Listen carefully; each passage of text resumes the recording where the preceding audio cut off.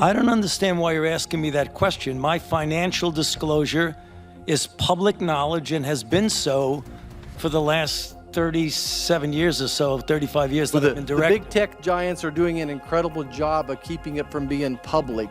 We'll continue to look for it. Where would we find it? All you have to do is ask for it.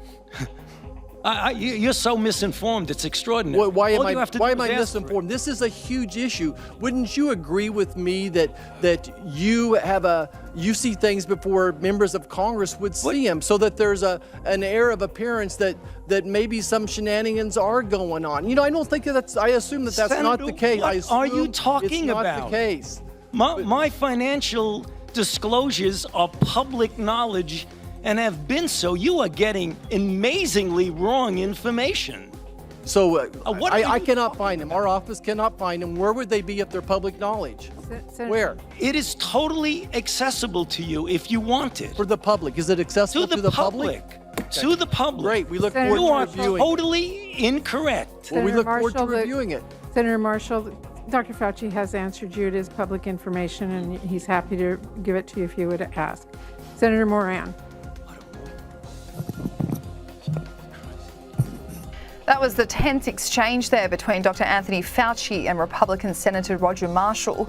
The two got in a heated conversation when Senator Marshall questioned Dr. Fauci on disclosing his personal finances to Congress.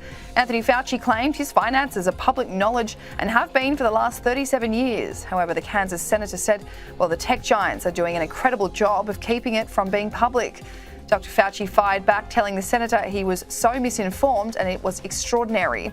As the conversation died down, Dr. Fauci whispered, "What a moron," and Jesus Christ, probably not realising that his microphone was still on.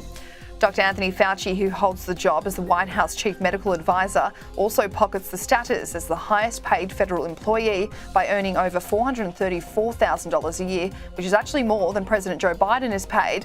The top infectious disease expert pay packet has been criticised the last few years as he is constantly under the microscope for his handling of the coronavirus pandemic. Today, however, he, along with the CDC director and others, testified on the federal response to the new COVID variants before the Senate Health Committee. Dr. Fauci found himself yet again facing intense backlash by Republican committee members who believe he is not fit for the job and has done more damage than good. Suppose you were leading a team in an effort to try to get people to stop smoking cigarettes. But every time your spokesperson goes on television, over half the nation goes out and buys a pack of Marlboros. Wouldn't you stop that person from appearing on national television?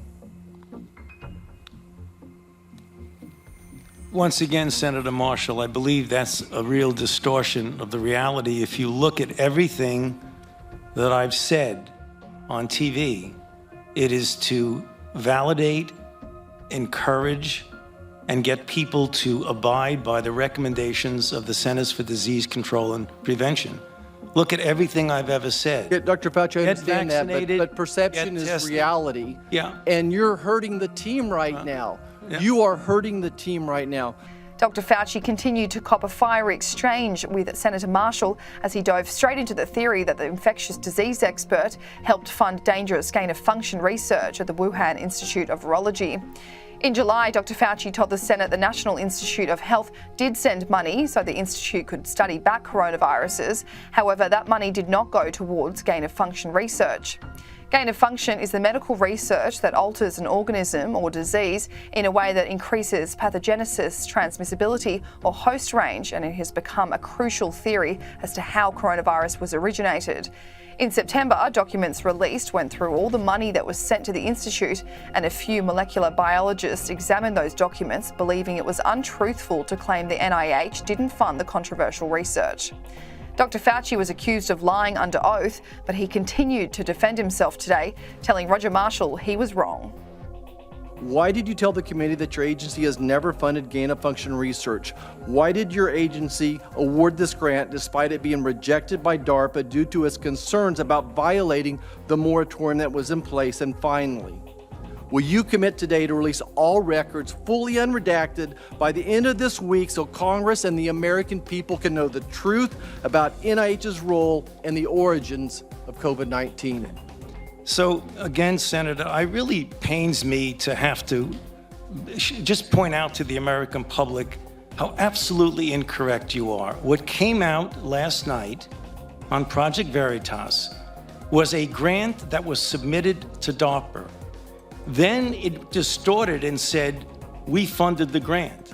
We have never seen that grant, and we have never funded that grant. So once again, you are completely and unequivocally incorrect.